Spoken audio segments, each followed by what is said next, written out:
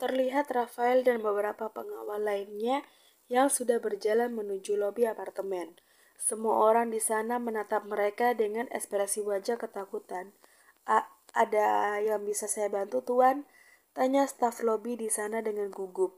Apakah ada penyewa gedung apartemen dengan banyak orang di waktu yang sama? Tanya Rafael. Sebentar, biar saya mengeceknya terlebih dulu. Staf lobi tersebut kembali fokus pada layar laptop di depannya. Beberapa detik kemudian, staf itu berhasil menemukannya. Ada, Tuan. Mereka berjumlah 9 orang dan memesan 4 kamar. Mereka menyewa apartemen ini sehari yang lalu. Terletak di lantai 3 dengan nomor kamar 30-34, jelasnya. Berikan padaku kunci duplikat mereka sekarang, gertak Rafael. Tapi Tuan, saya tidak berani.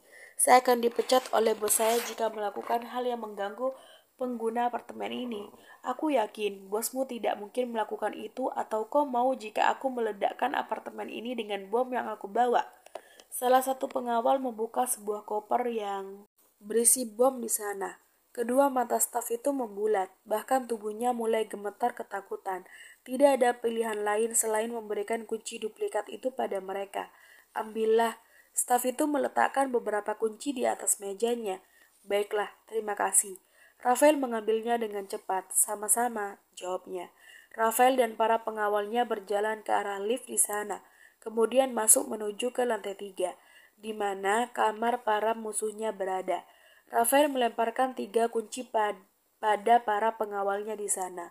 Ambillah dan periksa seisi ruangan dengan seksama. Jika kalian menemukan seseorang di sana, langsung bunuh saja dia, perintah Rafael. Baik, Tuan, jawab mereka serentak. Mereka semua pun mulai memasuki satu persatu kamar di sana, lalu memeriksanya ke dalam. Begitupun dengan Rafael, kebetulan dia memasuki ruangan yang dihuni oleh Alex. Terlihat beberapa baju dan juga barang-barang yang tidak penting di sana. Mereka sudah kabur dari sini. Aku terlambat rupanya, gumam Rafael. Saat dia akan keluar dari kamar itu, tiba-tiba terdengar suara dari dalam kamar mandi di sana. Suara apa itu? Karena rasa penasaran yang memuncak, Rafael mendekati kamar mandi seraya terus menodongkan pistolnya. Brak! Dengan cepat Rafael menendang pintunya. Seketika kedua matanya membulat saat melihat seorang wanita yang dia kenal sedang berada di bawah sana. Lea? Rafael berlari menghampirinya, membuka perlahan lakban yang menempel di mulutnya. Rafael juga melepaskan ikatan tangan dan kaki Lea di sana. Rafael, untung kau datang. Aku sangat ketakutan. Pria berandal itu menculikku dan menyekapku di sini. Lea memeluk Rafael yang duduk di sampingnya dengan erat. Pria berandal? Iya, aku tidak mengenalnya. Tapi aku selalu dengar saat temannya memanggilnya dengan sebutan Tuan Alex. Aku takut. Kenapa dia menculikku? Isak tangis Lea terus terdengar. Baiklah, kau sudah aman denganku. Ayo kita pergi dari sini. Rafael membantunya berdiri. Mereka keluar dari ruangan apartemen Alex. Begitupun dengan yang lainnya. Semua ruangan yang kami periksa kosong, Tuan. Tidak ada siapapun di sana, lapor salah satu pengawal. Aku hanya menemukan wanita ini di dalam. Dia disekap oleh Alex. Sepertinya mereka sudah mengetahui kalau kita akan datang ke sini. Kalau begitu, tetap berpencar dan cari dia di tempat lain. Aku akan mengantarkan wanita ini terlebih dulu ke rumahnya, perintah Rafael. Baik, Tuan. Para pengawal itu pun berlalu dari sana. Rafael terus menggenggam jari jemari Lea dan berjalan memasuki lift untuk turun ke bawah. Apa ada yang sakit? Rafael memeriksa setiap sisi wajah dan tubuh Lea di sana. Tidak ada. Mereka tidak melukaiku. Mereka hanya menyekapku saja. Dasar aneh, jawabnya. Kalau begitu kau harus pulang dan berdiam diri di dalam apartemen. Kau tidak boleh membukakan pintu untuk orang asing. Entah siapapun itu. Kau mengerti? Kecuali kau kan? Lea menatapnya. Aku tidak akan datang lagi ke apartemenmu. Kau bersungguh-sungguh? Lea kembali meyakinkan. Iya, aku serius. Kalau begitu, kita taruhan. Rafael berbalik menatap Lea di depannya. Taruhan? Rafael mengulangnya. Iya, jika kau datang lagi ke apartemenku, maka kau harus mengabulkan satu permintaanku. Apa kau mau? Terserah kau saja. Baiklah, aku menganggap kalau kau mau. Kini mereka berdua berjalan menuju apartemen di seberang sana. Tidak butuh waktu lama, mereka pun sudah sampai di apartemen yang dihuni oleh Lea. Aku mau bertanya satu hal padamu, ujar Rafael. Apa? Bagaimana dia bisa menculikmu? Ayo masuk, biar aku ceritakan di dalam. Lea menarik tangan Rafael memasuki apartemennya. Duduklah, perintahnya.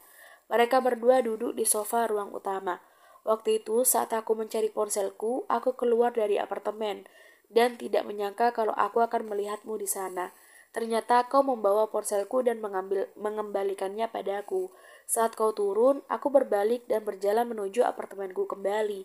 Aku terlalu fokus pada layar ponsel di tanganku, sampai aku tidak menyadari bahwa ada seseorang yang mengikutiku dari belakang.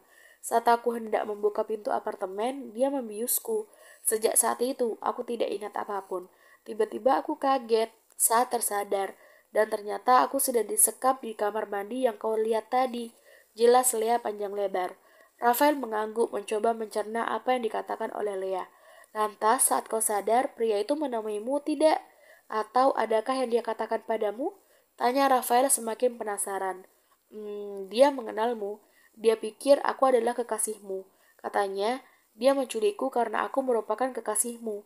Padahal aku sudah menjelaskannya bahwa kita tidak ada hubungan apapun. Tapi dia tidak percaya, karena dia melihatmu bersamaku waktu itu. Bahkan dia tahu kalau kau yang mengantarku pulang. Dia berasumsi sendiri seperti itu. Tapi sungguh, aku mengelak bahkan tidak mengakui kalau kau sebagai kekasihku. Sial, ternyata Alex begitu licik. Bagaimana bisa dia tahu kalau aku ada di sana?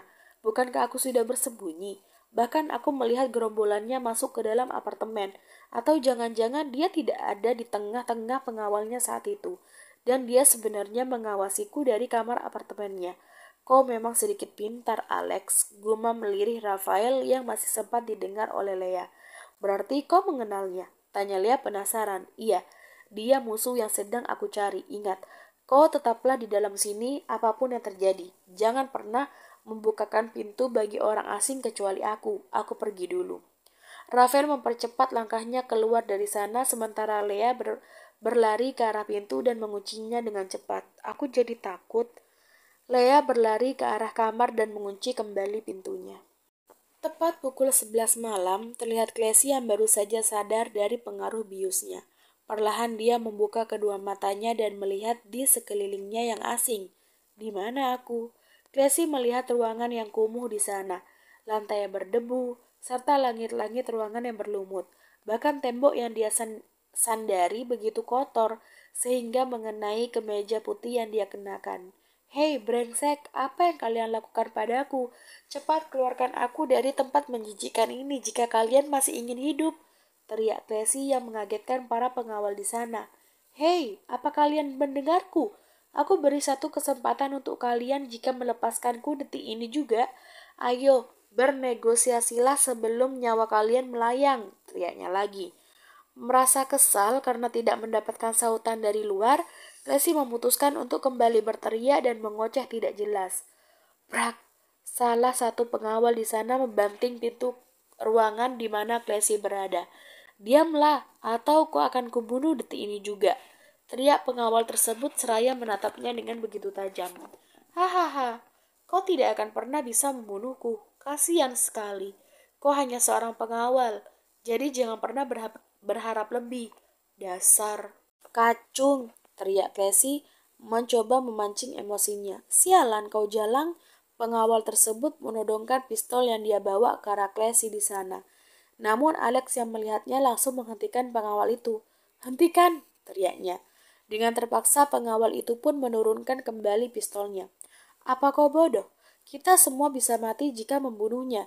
Karena Tuan Carlos memerlukan dia hidup-hidup. Timpal Alex seraya masuk ke dalam ruangan. Aku kan sudah mengingatkan kalian untuk jangan membunuhku. Karena kalian hanyalah seorang pesuruh. Benar-benar nakal. Cetus Classy. Tiba-tiba Alex menertawakannya dengan kencang. Apa yang kau tertawakan? Apa jangan-jangan kau sudah gila? Classy menatapnya. Kau berusaha meledek kami kan? Kau pikir itu akan mempan? Kau tahu tidak kenapa Tuan Carlos menginginkan kau hidup-hidup? karena dia ingin menikmati tubuhmu terlebih dulu. Lantas dia akan membunuhmu setelah puas bermain denganmu. Hahaha. Bukankah kau sudah tahu cerita tentang Maggie yang merupakan adik kandung dari Jack? Nah, kau akan senasib dengannya, jelas Alex. Seketika pengawal di sana menertawakan Classy dengan terbahak-bahak. Dasar gila, pergi Classy dengan wajah penuh emosi. Apa kalian sudah selesai menertawaiku? Tanya Classy. Sudah, memangnya kenapa? Apa yang akan kau lakukan? Alex menatap ke arahnya. Kalau begitu giliran denganku. Hahaha.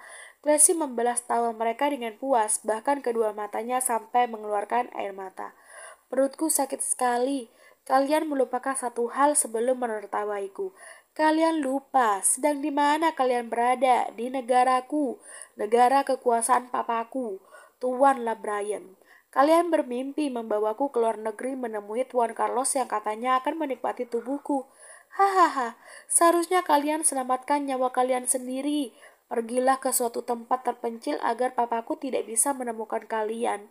Kau pikir gampang meloloskan diri dari papa saat berada di negaranya sendiri? Bahkan sampai ke ujung dunia pun kalian semua akan ditemukan jika tetap membawaku. Kalian terlalu percaya diri. Classy kembali menertawakannya. Raut wajah Alex mulai terlihat emosi. Namun dia berusaha kuat untuk menahannya agar tidak terpancing oleh perkataan Classy. Terserah kau saja. Nikmatilah ruangan yang kumuh ini sebelum kau tidur di ranjang dengan Tuan Carlos. Alex kembali keluar dan menutup pintu ruangan. Sialan, keluarkan aku brengsek, teriak Classy, namun tidak dihiraukan oleh mereka yang terdengar berlalu meninggalkan ruangan di depan ruangan itu. Papa kemana sih? Kenapa sampai sekarang belum juga menemukanku? Pekik Classy dengan kesal. Sementara di mansion milik LaBryan, terlihat dia sedang mondar-mandir di ruang utama menunggu kabar dari Jack dan Raphael yang tidak kunjung pulang ataupun menelponnya. Sementara Naurin masih duduk di sana ditemani oleh Sabrina, karena Mario dan Richard juga ikut terjun mencari Classy di luar sana. Apa boleh buat, aku akan ikut mencarinya. LaBryan menaiki tangga menuju kamarnya untuk mengambil pistol yang dia simpan di ruang bawah tanah. Bagaimana ini Sabrina? Apa putriku baik-baik aja? Naurin terus terisak di pelukan Sabrina. Tenang aja Naurin, Classy adalah wanita kuat dan pemberani. Dia tidak mungkin kenapa-napa. Dia pasti akan berjuang dengan sekuat tenaga untuk bisa melepaskan diri jika benar dia diculik, jawabnya. Terlihatlah Brian mempercepat langkahnya menuruni tangga. Sayang, tunggu. Naurin menghentikan langkah sang suami saat sudah berada di ambang pintu. Ada apa sayang? Aku tidak mungkin menunggu mereka dan hanya bisa berdiam diri di sini. Aku juga ingin mencari keberadaan anakku. Iya, aku tahu. Aku juga tidak akan melarangmu. Aku hanya ingin berkata, kau harus menemukan anak kita, apapun yang terjadi. Kau dan anak kita harus tetap hidup. Naurin mencium pipi sang suami di depannya. Aku pasti akan membawa dia ke dalam pelukanmu kembali, sayang. Brian membalas ciumannya kemudian berlalu. Baru beberapa langkah keluar mansion datanglah sebuah mobil yang langsung terparkir di halaman depan. Seketika Brian menghentikan langkahnya menatap siapa yang turun dari sana.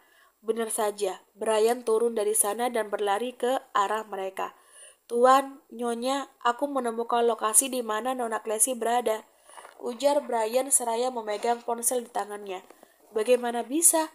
Brian penasaran. Nyonya Naurin ingat tidak saat menyuruhku memasang alat pelacak di setiap mobil perusahaan maupun di mobil mansion. Nah, saya baru saja menemukan sinyal pelacak yang berada pada mobil Nona Classy. Lihatlah, dia berada di sebuah gedung terbengkalai di kota sebelah, di mana gedung tersebut terletak sedikit menjorok ke hutan. Gedung yang awalnya akan dibuat sebuah penginapan dan wisata di sana, namun harus menghentikan pembangunannya karena dana yang kurang.